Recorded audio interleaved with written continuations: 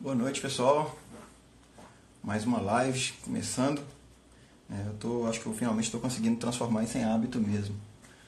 Então, assim, quero agradecer as pessoas que têm comparecido, né? Aguentar o falatório. Eu gosto de falar, mas falar sozinho não é muito saudável, não. Vamos lá. Eu postei essa chamada para a live em diversas das minhas redes sociais e algumas perguntas, né, surgiram. Então já vou abordar aqui na ordem em que elas foram feitas mesmo. Então vamos lá. A primeira pergunta é: por que algumas pessoas, mesmo não consumindo carboidratos, podem ter a glicemia mais alta? Essa pergunta é razoavelmente comum, né, e na maioria das vezes, né, a pessoa que perguntou ela não foi explícita quanto a isso, mas na maioria das vezes ela está se referindo à glicemia em jejum. Né? Por que a glicemia em jejum é mais alta, mesmo quando você faz low carb? E só já vou completar até a pergunta, né? Muita gente pergunta a mesma coisa em relação ao jejum, né? Por que o cara está jejuando e muitas vezes a glicemia dele aumenta quando ele acorda, está mais alto que o normal? Bem, a resposta para isso é relativamente simples, né? Fazendo uma recapitulação da fisiologia básica, né? Tem que lembrar que existem tecidos do nosso corpo que eles só funcionam com glicose, né? Então, um exemplo aí, o clássico que eu cito sempre, são as células vermelhas do sangue. Elas só funcionam com glicose, elas não conseguem consumir ácidos graxos, né, e nem corpos cetônicos. Tá? Bem, por conta disso, quando você está comendo low carb ou quando você está jejuando, né, e você vai dormir, o que acontece? O seu corpo, para se manter vivo, ele vai digerir aquilo que você comeu na sua última refeição, né? E além disso, se você estiver comendo pouco carboidrato ou nada, lembra sempre que esses tecidos eles precisam, né, da glicose, do açúcar. Então o seu corpo fabrica, né, glicose. O seu fígado vai entrar em ação e vai começar a fabricar, né, glicose para manter esses tecidos vivos. Tá? O que acontece então? Muitas vezes a pessoa acorda, faz o exame dela de glicemia em jejum e a glicose dela está um pouco mais alta. Mas, bem, por que isso? Porque na prática, o que houve durante a noite? Seu corpo estava fabricando glicose, mas os seus músculos não estavam usando, você estava dormindo, paradinho. Tá? Então a glicose estava ficando disponível, né, para os tecidos que precisam dela para sobreviver.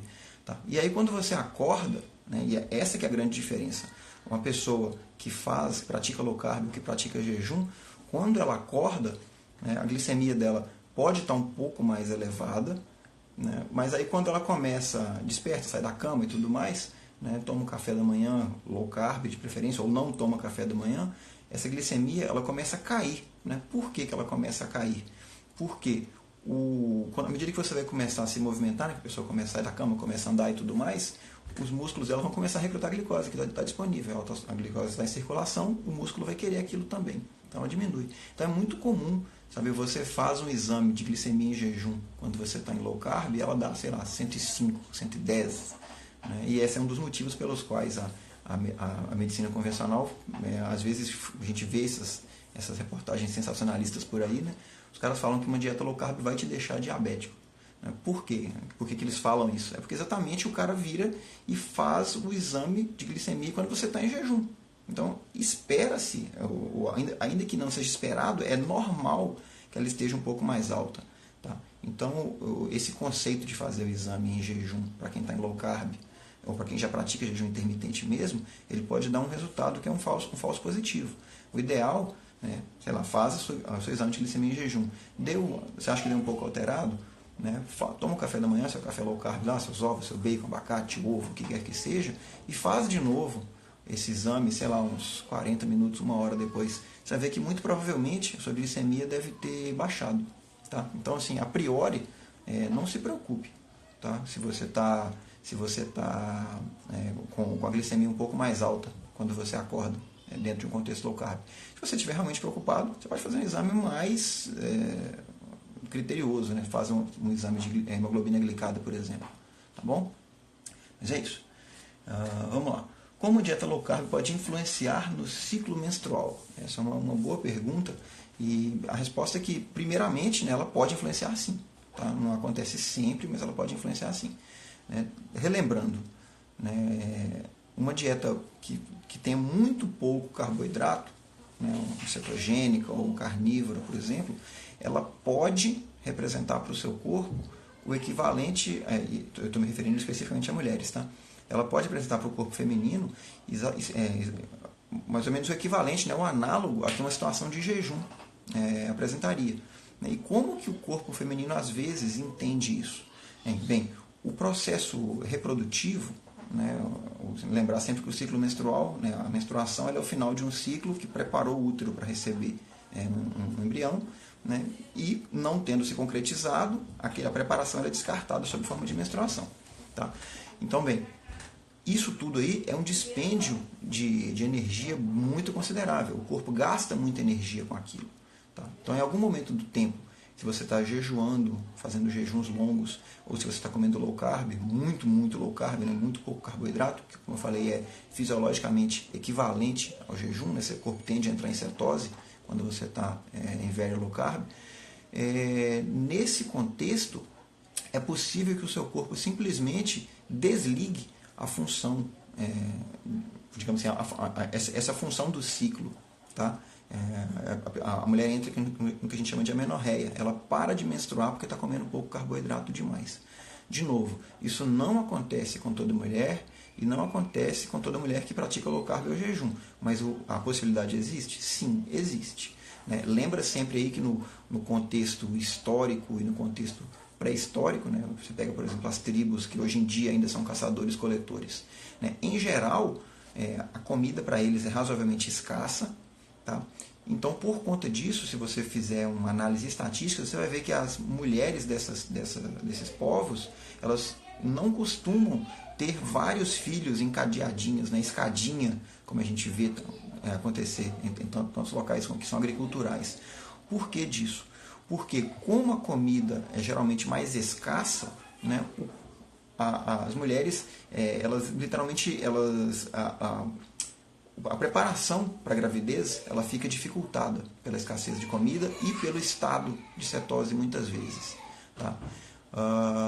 Ao passo que em sociedades que são agricultoras, aí que é muito comum, a gente vê aqui, as nossas famílias todas, né, se você pegar aí 80, 90, 100 anos atrás, era comum as pessoas terem 10, 12, 15 filhos em escadinha, era praticamente um filho por ano, um filho a cada 2 anos.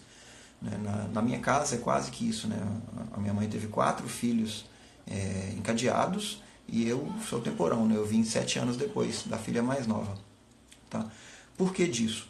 Em uma situação de abundância de calorias, né? de comida, que é o que a gente tem na sociedade moderna, né? E que costuma se ter em sociedades agricultoras, o corpo da mulher ele está, em geral, entendendo que tem comida disponível para abrigar um novo feto no útero da mulher. Né? Então, o ciclo ele nunca se interrompe.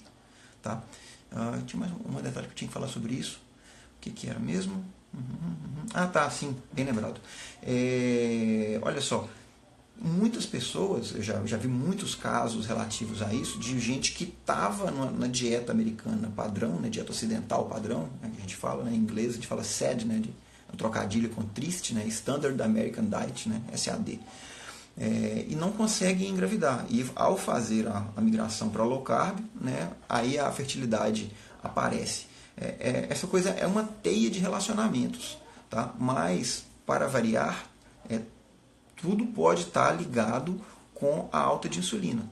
Tá? Então, assim como pouco carboidrato, muito pouco carboidrato, pode impedir um ciclo menstrual de funcionar como esperado, carboidrato demais também pode te dar uma alta de insulina que vai atrapalhar a fertilidade. Então, assim, eu já cansei de ver casos de mulheres que, vou fazer low carb, e eu quero fazer low carb para tentar engravidar. Né? E aí, assim, com a perda de peso, com a normalização da glicemia e da insulinemia, né? Aí a gravidez fica facilitada. Tá? Acho que tem até um livro sobre isso que chama...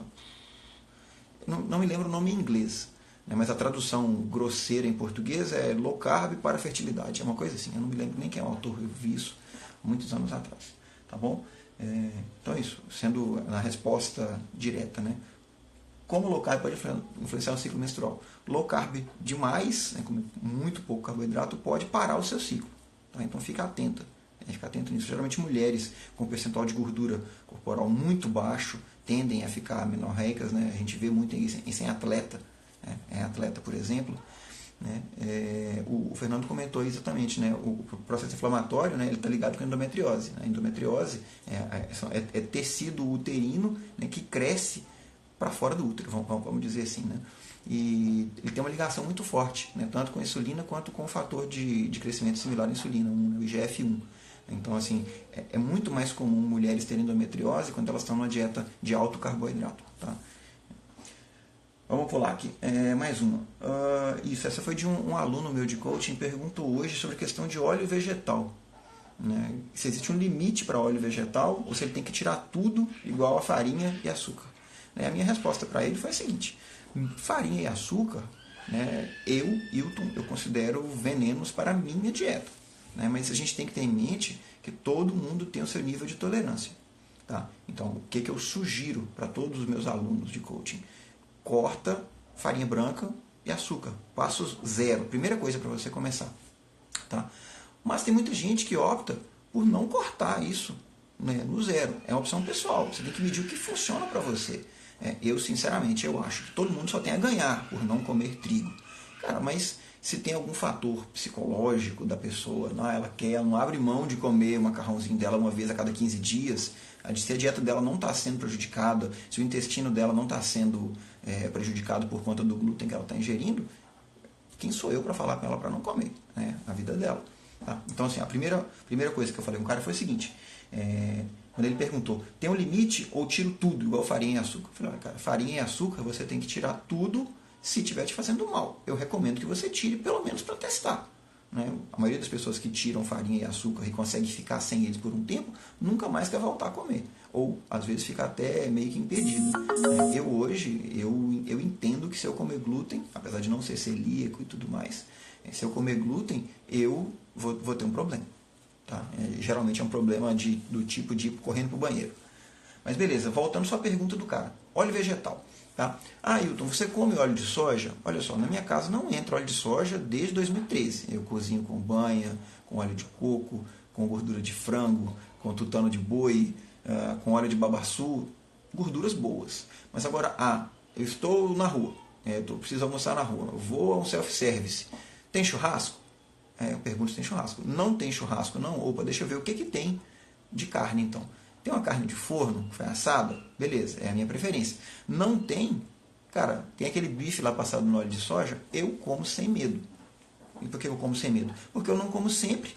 Né? Então, lembrando, né, as gorduras vegetais industrializadas, elas são um problema grave, né, pelo excesso de ômega 6, mas você tem que lembrar que assim, qualquer alimento, a menos que você seja altamente intolerante, qualquer alimento vai levar anos e anos e anos para te fazer mal. Tá? Então não é aquele bife, 2 bifes que você comeu no self-service que foram passados no óleo de soja ou no óleo de girassol que vão te matar. Tá? Então, limite para óleo de soja, eu prefiro não comer nunca. Se eu tiver que comer, eu vou comer sem medo. Quantas vezes eu entrei em self-service, tinha um torresmo lindo. Aí eu olhei e falei, caramba, esse torresmo aqui, quase que certamente ele foi frito com óleo de soja. Eu não deixo de comer aquele torresmo por isso. Tá bom? Então, assim, de novo, o que mata a gente, o problema é o todo dia, não é o de vez em quando. Então, se você faz as coisas de vez em quando, a chance de ter problema é muito baixa. O que você tem que ficar atento para não deixar o de vez em quando virar todo dia. Né? Porque às vezes a gente vai abrindo exceção, e quando você vê, você já saiu completamente do rumo. Tá bom? Vamos lá. Alimentos pré e probióticos, tendo em vista a íntima ligação entre intestino e cérebro. Assim, está cada vez mais claro, né, o papel do intestino na saúde geral do corpo. Né? Os chineses já chamam o intestino de segundo cérebro há muitos milhares de anos. Né? A gente já tem essa coisa que a gente meio que sabe instintivamente que quando você está com um medo muito grande, por exemplo, o seu intestino, muitas vezes ele solta na hora. Né? Tem muita gente que dá aquele piriri na hora do medo. Né? O sistema nervoso entérico, né? A rede de nervos que envolve o intestino, ela é cheia de terminações nervosas. Né? E o que a medicina mais nova tem percebido é exatamente isso. A ligação é direta. Tá? Inclusive, foi em 2014, né, que um estudante de doutorado de medicina de uma universidade americana, que eu não me lembro qual agora, né, ele descobriu vasos linfáticos que chegam até o cérebro, né? Isso parece pouca coisa, mas não é, né? Por quê? Até então, né, até 2014 mais ou menos, considerava-se que o sistema linfático, né, e relembrando, o sistema linfático ele transporta linfa e transporta células do seu sistema imune, né, entre outras coisas, né, por ele que caminha o cérebro, alguns vírus, né, andam por ele também, mas assim, uma pessoa saudável ele faz isso, ele vai transportar principalmente células do seu sistema imune. Tá? E até 2014 acreditava-se que o sistema linfático não chegava ao cérebro, não havia vasos linfáticos chegando ao cérebro, né, tanto que era um problema, entre aspas, né, quando você está tratando de, por exemplo, infecções que estão para dentro da barreira hematoencefálica, né, que é uma membrana forte, vamos dizer assim, que envolve o cérebro. Por isso que é, por exemplo, tão difícil tratar meningite. O seu sistema imune ele não consegue chegar onde a bactéria que está causando a meningite está. Mas então a descoberta desse cara foi bacana por isso. Ele mostrou totalmente por acaso que havia vasos linfáticos que chegam ao cérebro. Então, que, assim, quando eles mostraram para o reitor da universidade lá onde ele estava, falou que o velhinho olhou para a cara dele e falou: vamos ter que reescrever livro de medicina, porque para nós esse assunto já estava morto desde 1950. Tá? Mas onde que eu quero chegar com isso? Quando o cara provou que tem vaso linfático, provou não, né? Descobriu por acaso que tem vaso linfático chegando no cérebro, né? Levantou de novo a questão de, por exemplo, algumas condições de saúde ligadas ao cérebro, como Alzheimer, por exemplo, poderem ser de origem autoimune. Né? Olha que interessante, porque até então isso sempre foi descartado. Né? Não pode ser, o Alzheimer não pode ter origem autoimune, porque não chega a célula do sistema imune no cérebro, porque não tem vaso linfático no cérebro. Né? Então, onde está a ponte disso? Né? Lembrando, qualquer doença autoimune, pelo menos a grande maioria delas, vai começar no seu intestino. Né? É lá que as bagunças começam por questão do intestino permeável, que eu já citei numa live passada, né? Quando matéria não identificada, vamos dizer assim, ou não esperada, passa do conteúdo intestinal para a corrente sanguínea, você pode ter um alerta do seu sistema imune que não estava previsto e isso desencadear uma doença autoimune. Tá? Não estou falando que Alzheimer é uma doença autoimune, tá? Só estou dizendo que isso levantou hipóteses. Beleza? Relembrando, o Wilton não é médico, o Wilton não é nutricionista ainda, tá bom? Em breve serei e acho que vou ficar muito feliz de fazer pesquisa. Mas retomando a pergunta em si, alimentos pré e probióticos. Tá, o que a gente tem, o que a gente entende por isso? Né? Um alimento que é um probiótico é quando você está ingerindo bactérias benéficas vivas. Né? Onde tem isso? Kefir, iogurte, que mais? Chucrute, fermentados em geral. Você está comendo um bocadinho de bactérias vivas. Né? Eu ia falar kombucha, mas realmente eu fiquei em dúvida agora. Né? Eu acredito que o kombucha tem assim, porque como a gente costuma armazenar o kombucha na geladeira, né, eu não sei por quanto tempo essas bactérias sobrevivem. Mas acho que a mesma coisa se aplica ao iogurte. Tá? Então eu vou colocar o kombucha na categoria. Beleza? Ao ingerir alimentos probióticos, você está mandando bactérias benéficas para dentro. Né? Elas vão passar inteiras pelo seu intestino delgado e vão chegar até o seu intestino grosso, onde elas vão ajudar a povoar ali e fazer uma série de coisas bacanas. Né? Elas produzem uma série de compostos que são benéficos para nós. Entre eles, por exemplo, o beta-hidroxibutirato, né? Que a gente vive falando tanto em corpo cetônico, em cetose, né? E o beta-hidroxibutirato é exatamente um corpo cetônico. Tá? Ele é produzido por bactérias que fermentam fibras. Qual que é o ponto do alimento probiótico? Você tem que estar repondo ele sempre. Não adianta você tomar um iogurte hoje e não tomar mais nunca. As bactérias elas vão sobreviver por um tempo limitado no seu intestino. Então é ideal que você coma probióticos sempre. Ah, não posso comer lactose. Cara, então não tome iogurte. Sei lá, experimenta fazer chucrute. Eu ainda não fiz o meu primeiro chucrute, mas tá na fila. Por enquanto a minha pegada está sendo fazer kombucha. Mas eu vou chegar lá, eu quero fermentar rabanete, eu quero fermentar repolho, né, que é o chucrute, e outras coisas. Tem um mundo aí de alimentos fermentados que a gente explora muito pouco no Brasil. Tá?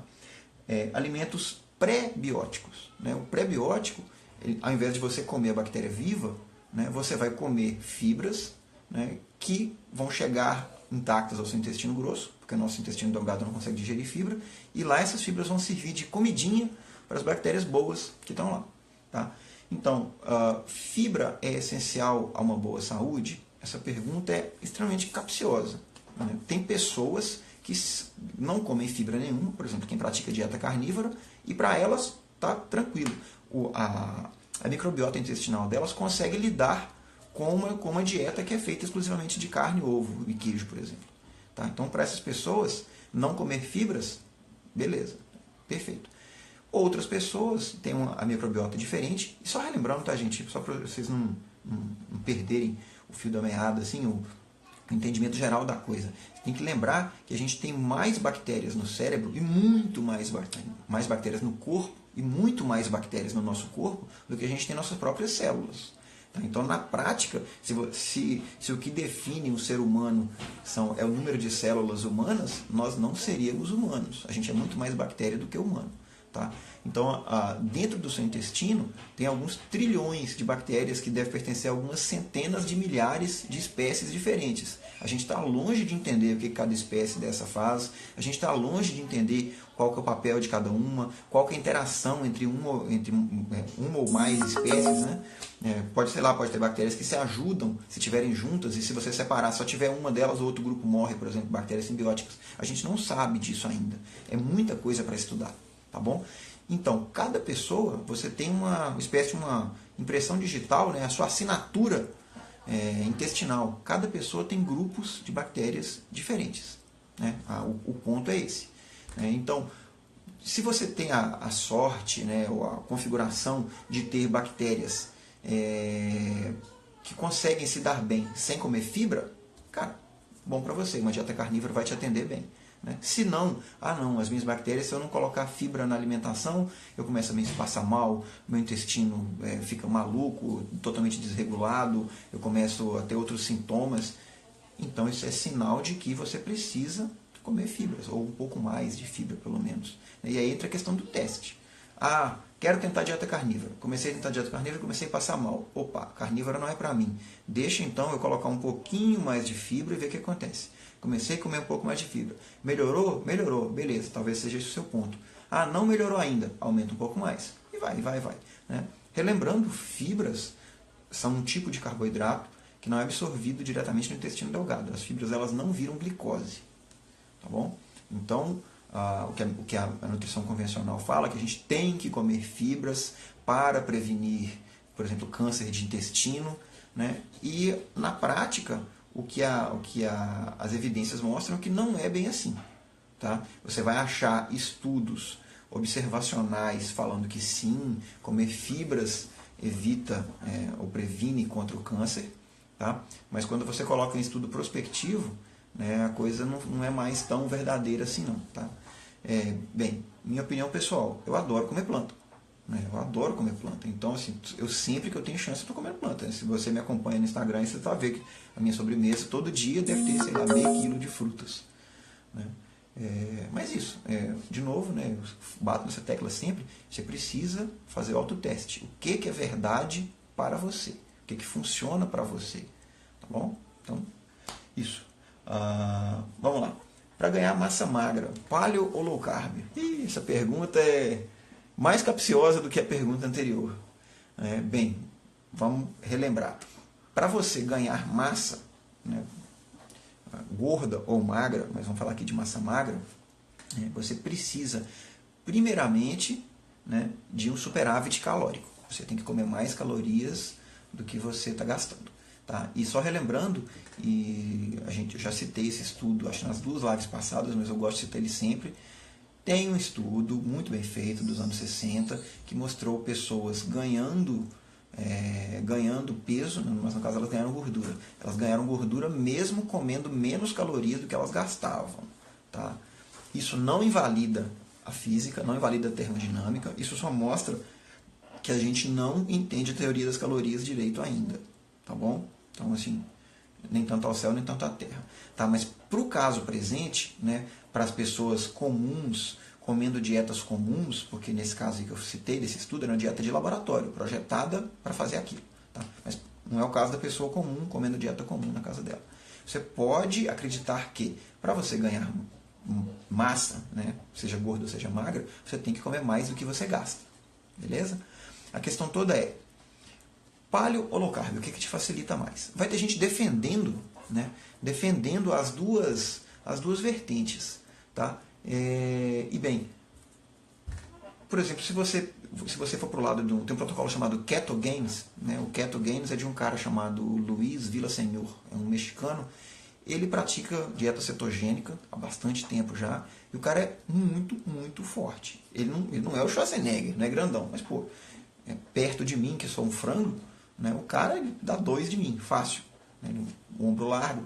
Aí você fala, pô, mas será talvez a genética dele, né? A genética dele já está favorecendo. Pode até ser, mas o exemplo dele não é único. Então tem muita gente que consegue ganhar massa magra em dieta cetogênica, ou comendo muito pouquinho carbo, ou comendo 0 carbo.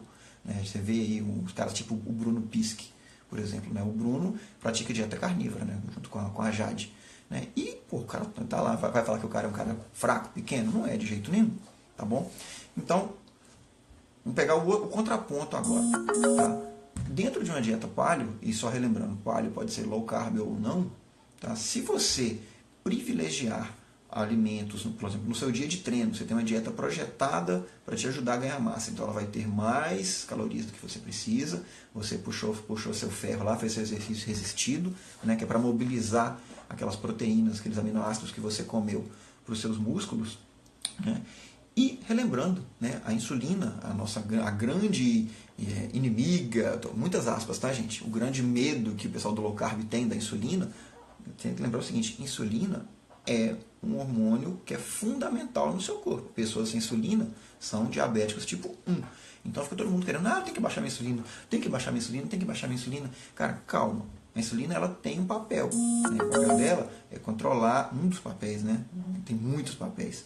Um dos papéis dela é controlar a mobilização da energia dentro do seu corpo. Tá? Então, a insulina ela é também um hormônio que ele é anabolizante. Tanto que hoje em dia tem maluco de academia, né, tomando bomba e a bomba do cara aplica insulina. Loucura completa, tá? Não façam isso. Não apliquem insulina para ficar grande. Isso é loucura. Tá bom? O preço vai ser alto.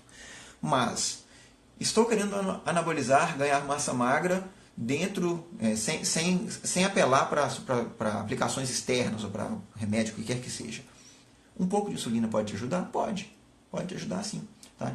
Não é à toa que, por exemplo, pessoas que estão, bodybuilder, né? Quando o cara está em protocolo de bulk, o cara está querendo ganhar massa, ele aumenta muito os carboidratos dele. E aí ele come um monte e malha pesado junto. E com isso, geralmente, ele ganha gordura e músculo. Então ganha gordura e músculo, gordura e músculo, gordura e músculo, até o final do período de bulk, para que depois ele entre no período de cut, né, onde ele vai procurar perder gordura, perdendo o mínimo possível, né, de massa magra. Tá? Então, geralmente no processo de bulk, os caras capricham no carboidrato e no treino mesmo, e quando chega lá no cut, ele corta o carboidrato, né, e continua caprichando na proteína, maneira um pouco a gordura, né, porque os caras, muitos ainda têm medo da gordura, mas vamos falar de um cara que é bodybuilder e que acredita em dieta paleo. Tá?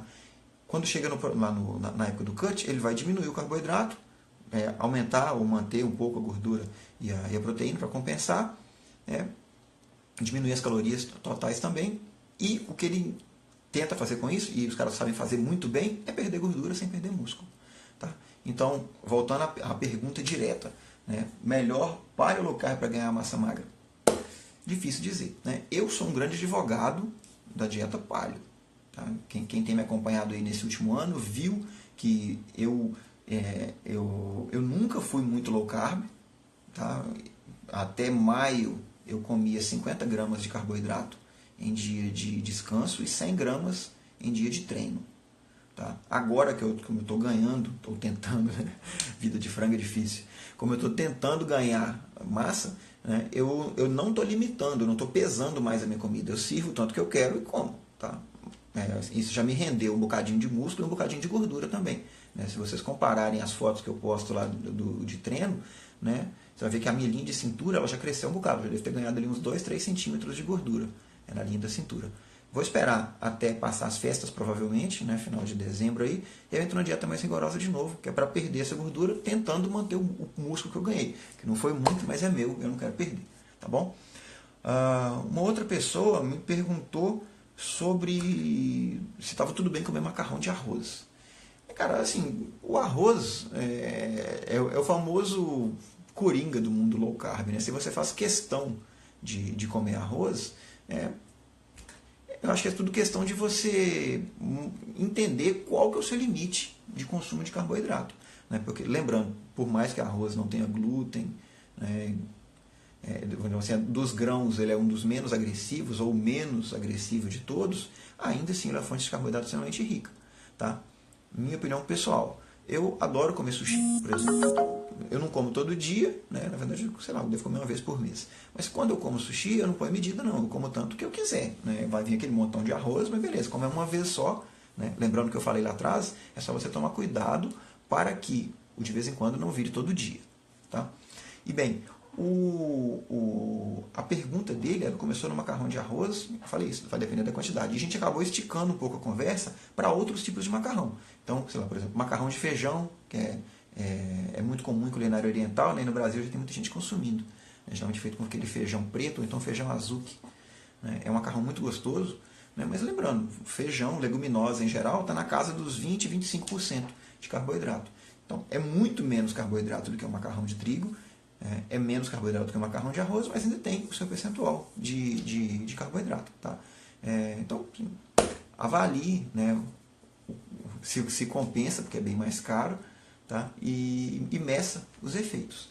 Tem uma outra opção que a gente acabou chegando também, que foi do macarrão conjac. Né? O macarrão conjac está na modinha, agora virou modinha, custa o olho da cara.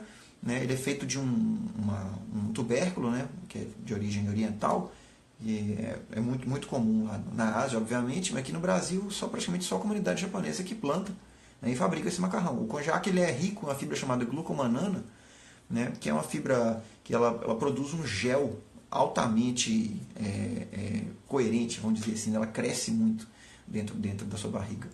Né. Então, o macarrão konjac praticamente não tem calorias, praticamente não tem carboidrato, praticamente não tem nada, é fibra pura. O negócio, né? Alguns nutricionistas até alertam para você não ficar comendo konjac demais, porque ele vai encher a sua barriga sem te dar calorias.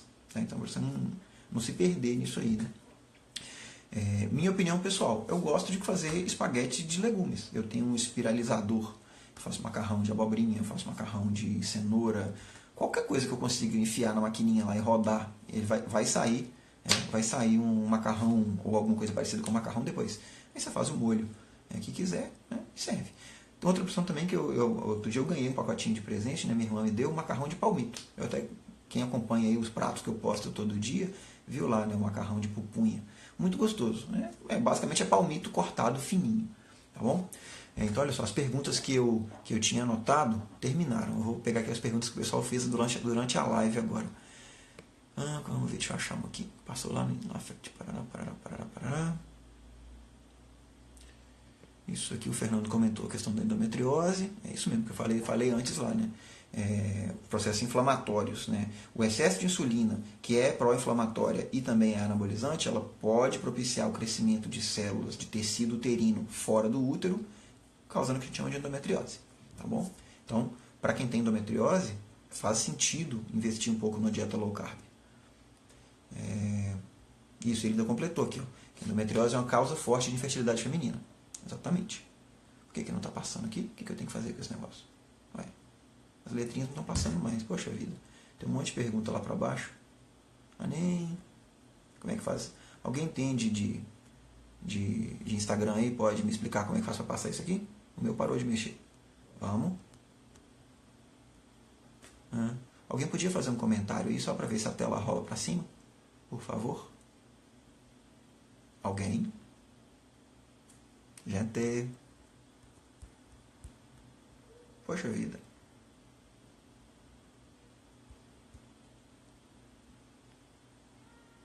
Pessoal, eu tô achando que vou fazer o seguinte. Eu não tô mais conseguindo ver as perguntas. Que pior. Eu também não vou conseguir ver as perguntas que já foram feitas. Deixa eu ver aqui só um minutinho. Eu mesmo fazer um comentário aqui. Teste. Publicar. Beleza, acho que agora voltou. Ué, não, peraí. Eu estou vendo os comentários de vocês, mas eu queria conseguir rolar as perguntas para baixo. Aqui eu estou passando o dedo na tela, porque antes eu conseguia rolar as perguntas para baixo e com isso ver o que as pessoas já tinham perguntado. Só que agora eu não sei mais, o negócio passou e não estou conseguindo rolar para baixo. Vamos lá então, pessoal, eu sinto muito, né, pelas perguntas que já foram feitas. Se vocês puderem fazer outras perguntas ou perguntar a mesma coisa de novo, né, eu respondo com prazer. Vamos lá? Quem tem mais dúvidas? Vamos lá, tem tempo sobrando. Estamos com 25 minutos de sobra. Alguém? Magoei com esse negócio, viu? Deixa eu ver o que acontece se eu apertar aqui. Ah, não, isso aqui é para virar a câmera. O que é isso? Não, isso aqui é para convidar pessoas. Então, a Dani está perguntando sobre o treino do Felipe. Cara, eu não me canso de elogiar o Felipe Piacese, né? Assim, como eu já comentei em algumas lives, né? Eu nunca gostei de musculação, tá? Eu sempre achei musculação muito chato. Mas, na verdade, o que eu percebi esse ano, né, que eu comecei a treinar sob a orientação do Felipe, né, é que, na verdade, o que eu não gostava, não era de musculação. Eu não gostava de academia barulhenta com gente suada, fedorenta e música alta e música ruim. Entendeu? Agora que o Felipe tá me ensinando, né, como malhar com eficiência, né, um treino focado, especificamente um treino que foi projetado para a minha limitação, né, do meu ombro podre, meu joelho podre, para mim abriu um novo mundo. Tá? Agora eu posso dizer que eu gosto de musculação. Okay? Então, a sua pergunta, Dani, recomendo fortemente o treino do Felipe. Né? Pode acessar lá, acho que é coach.treinoqualitativo.com.br. Garanto que você não vai se arrepender. Tá? É o comentário que eu fiz. Né? Na verdade, você vai se arrepender no final do treino, se você estiver querendo chorar deitado no chão lá. Né? Mas vamos lá. Mais uma. O Fernando pediu para falar sobre refeed de carboidratos. Cara, o refeed ele é uma técnica controversa. Tá? Eu já vi gente que fala que funciona muito bem e gente que fala que não funciona, né, de jeito nenhum. Okay? O que se trata? Quando você está fazendo low carb durante um tempo, né, razoável, você está depletando o seu estoque de glicogênio. Né? Com isso, você, ao treinar, né, você acaba mobilizando gordura, né, porque a gordura vai ser usada como fonte de energia e depois ela vai ser usada para repor o glicogênio que você gastou, o pouco que você tinha. Tá? Algumas vertentes falam que se de vez em quando, sei lá, uma vez a cada 10, 15 dias, você comer uma bomba de carboidratos, né? E aí se você for fazer isso, por favor, procure comer carboidratos paleo, tá? Não vai comer porcaria de açúcar industrializado. Tá? Algumas pessoas reportam isso, que quando você faz esse refeed, muitas vezes, por exemplo, se você está em platô, às vezes o platô destrava. Né? Ninguém sabe direito o porquê dessas coisas, não sabe? Eu nunca vi nenhum estudo que fosse sério, acho que eu nunca vi estudo nenhum, nem sério, nem não sério, do porquê que isso funciona. Mas algumas pessoas reportam que funciona. Então, quando está nesse nível, né, quando o nível de evidência é fraco, o que eu te falo? Faça o teste, você tem que ver se funciona para você. Cara, treina 2 semanas em cetogênica, carnívora, o que quer que seja, e aí pega no final de semana e come um montão de carboidrato. Faz lá umas panquecas de banana com tapioca, sei lá, entendeu? E vê o que acontece, tá bom? Gostaria de saber por que algumas pessoas secam depois que adquirem diabetes tipo 2. Encontrei uma amiga que emagreceu 40 quilos, semana passada ela ficou internada. Olha só para a gente fazer a recapitulação. Né? No diabetes tipo 1, o seu pâncreas não produz insulina, você tem que tomar insulina injetável, tá? E por conta disso, né, pelo fato da pessoa não ter insulina, ela não consegue mobilizar a energia que ela está comendo direito. Então ela começa a queimar gordura sem parar, emagrece muito, pode sofrer com o que a gente chama de cetoacidose diabética. Não confunda com cetose. Tá? Na cetoacidose você está queimando gordura desenfreadamente. Beleza, diabetes tipo 1. No diabetes tipo 2, a pessoa tem resistência à insulina, né? Geralmente a pessoa está mais obesa, está obesa, né? Está acima do peso. Por quê? A insulina está em circulação, mas as células dela não sabem ouvir a insulina e usar aquela insulina para tirar a glicose da circulação. O que acontece muitas vezes? Pessoas com diabetes tipo 2, durante um tempo prolongado, o pâncreas dela está tentando produzir cada vez mais insulina, não está funcionando porque as células dela não estão ouvindo aquela insulina bater a porta e o pâncreas dela pode acabar fritando. Né? As células beta do pâncreas morrem, ela para de produzir insulina. Aí ela transforma-se numa pessoa diabética tipo 2, insulino dependente. Tá bom? que isso vai acontecer? Se ela não tem insulina, ela acaba caindo no mesmo caso de diabetes tipo 1. Ela vai começar a queimar gordura desenfreadamente e começa a perder peso. Entendeu? Então, assim, o diabético tipo 2, que está com baixo peso normal ou baixo peso, ele é um caso raro, né? A probabilidade maior é que ele tenha, que ele precise de insulina, né? Mas, e aí eu não vou saber te explicar mesmo, existem diabéticos tipo 2 que mantêm o peso ideal, tá? Mistérios da bioquímica, pelo menos mistério para mim. Sinceramente, eu não sei explicar o motivo disso. Mas o que eu posso te garantir é que 99% dos diabéticos tipo 2 está obeso, tá bom? Pessoal, passou mais uma pergunta aqui e, de novo, eu não consigo rolar a tela para baixo. Quem fez a pergunta poderia fazer a gentileza de perguntar de novo, por favor? Ou então não, né? Quem já tiver com a pergunta engatilhada, pode mandar que eu faço.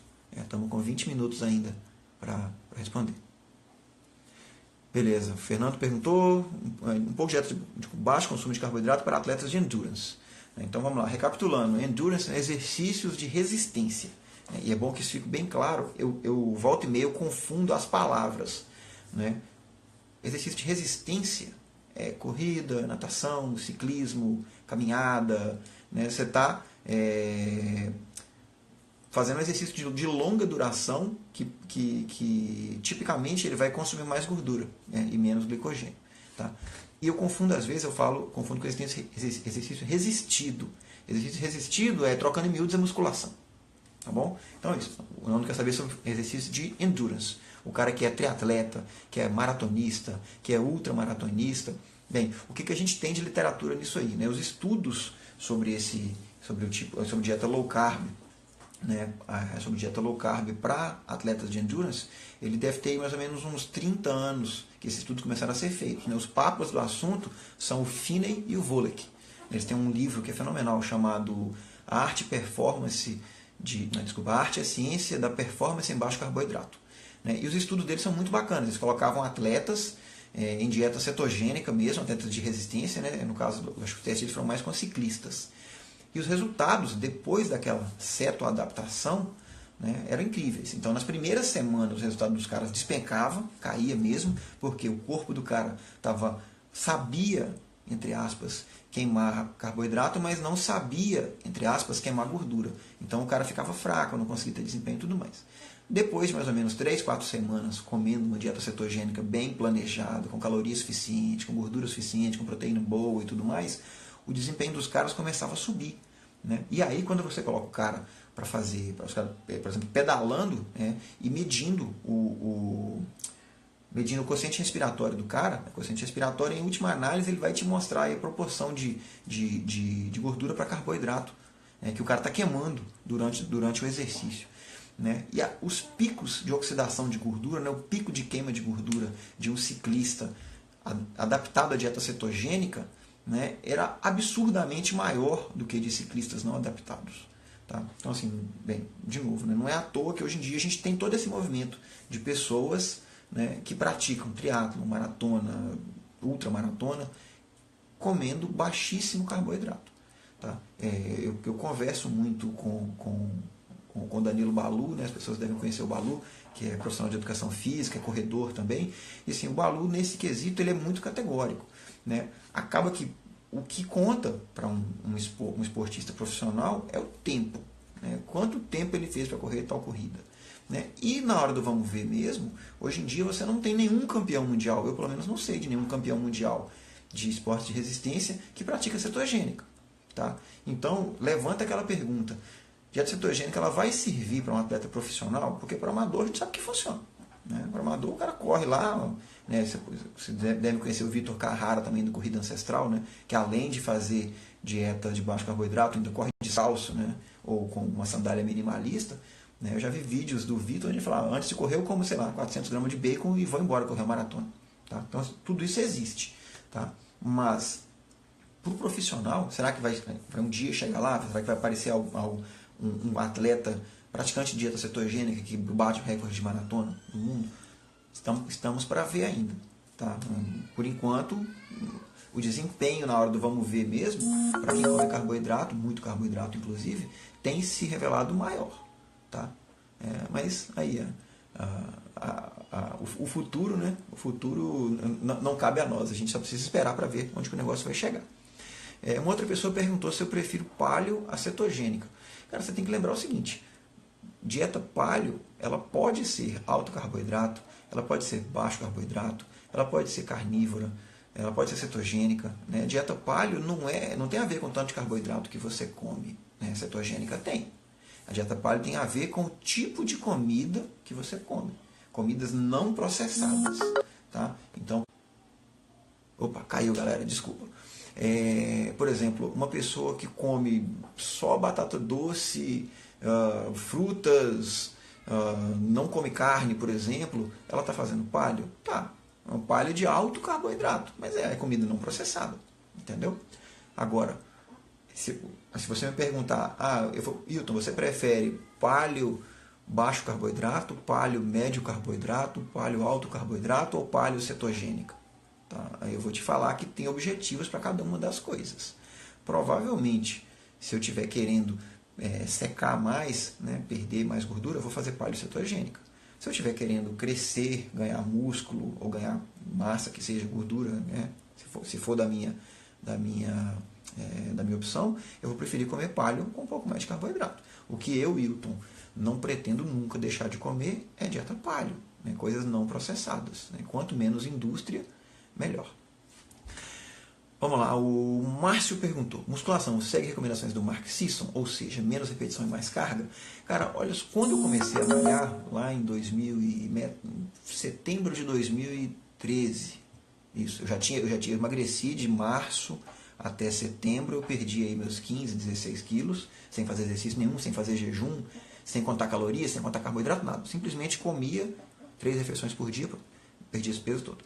Quando chegou lá no final, eu falei, bem, agora eu vou começar a malhar. E eu seguia o protocolo primal do Mark Sisson. Né? Então eu fazia flexão de braço, barra, alguns agachamentos, fazia sprint na escada do meu prédio, né? A pirâmide de importâncias lá do método primal para exercício. Só que de um tempo para cá, né, quando foi isso? Foi no começo de 2015. No começo de 2015 eu achei que eu já estava bonitão, fortão e gostosão no azeite, né, e fui tentar fazer escalada.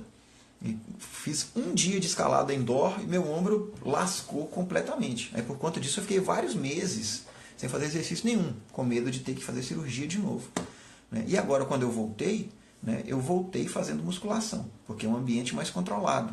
Né? Eu consigo pensar no ângulo que eu vou fazer, né? Não é mais aquela coisa tão, faz umas barras aí, e que vai dar tudo certo. Tá? Então, quando eu fazia as coisas no estilo do Sisson, eu pegava os exercícios que ele recomendava, né? Flexão, barra, prancha, um pouco de burpee, agachamento, e eu aplicava isso num contexto de HIIT. Eu tentava manter os meus treinos durando o mesmo tempo sempre, eu treinava 15 minutos por dia no máximo, mas aumentando o número de repetições dentro daquele prazo ali. Né? Como eu não usava pesos, era o peso do meu corpo. Entendeu? Hoje em dia, que eu tenho treinado sobre a batuta do Felipe Piacese, né? Todo mundo já deve saber disso, que eu, como eu falei antes, não me canso de recomendar o treino do Felipe. Né? A coisa ela é mais formal, então eu tenho uma ficha para seguir com tanto de peso, eu tenho uma certa liberdade para subir ou baixar a carga, para subir ou baixar repetições, mas eu tenho uma ficha para seguir. Né? Por que eu estou fazendo isso na prática? Primeiro, porque agora aprendi a gostar. Né? Então eu pretendo nunca deixar de fazer musculação, né, na minha vida. Espero que isso se concretize. Mas segundo, porque eu tenho a minha lesão aqui no ombro para cuidar. Eu não posso deixar meu ombro ficar fraco, ao mesmo tempo eu tenho medo de me arriscar, por exemplo, a fazer um burpee, né, e na queda do burpee, né, para você cair para fazer a flexão, tenho medo de machucar por causa do impacto. Entendeu? Então é isso. Se você se sente bem com o protocolo do Sisson, cara, vai em frente que é maravilhoso. Se você quer um treino estruturado por um profissional de educação física particular para a sua situação, recomendo fortemente os treinos do Felipe Piacese. Né? Entra lá no perfil dele, @fpiacese, né? E de lá você já tem o link para sair para o site dele para fazer a contratação. Beleza? Vamos ver que a Kátia falou o seguinte: tem 10 meses que eu revezo entre low carb e cetogênico, eu perdi 10 quilos. Estou achando muito pouco, o que você acha? Continuo mudo, queria perder mais. Olha só, Kátia, acho que a primeira coisa que você precisa ter é paciência. Tá? Por quê? Esses 10 quilos, você não ganhou ele em 10 meses. Eu tenho quase certeza disso. Né? Então você deve ter levado anos para ganhar 10 quilos. Você já perdeu eles em 10 meses. Né? Por que a pressa? Entendeu? Tenha isso em mente. Porque a gente sabe que a pressa é inimiga da perfeição, né? E ela bota uma pressão psicológica, né? Ela bota uma pressão psicológica muito grande na cabeça das pessoas. Né? Então é o seguinte, você tem que fazer o que funciona para você. No meu caso, você falou que perdeu 10 quilos em 10 meses, né? Eu perdi 16 quilos, 15, 16 quilos em 6 meses. Tá? E depois disso aí eu estabilizei. Né? Por que eu estabilizei? Porque era o meu set point, era o peso que o meu corpo queria ter. Né? Então, assim, o meu corpo hoje ele quer ter por volta de 60, 62 quilos. A minha briga atual é conseguir fazer com que o meu corpo aceite ter mais peso que isso, né?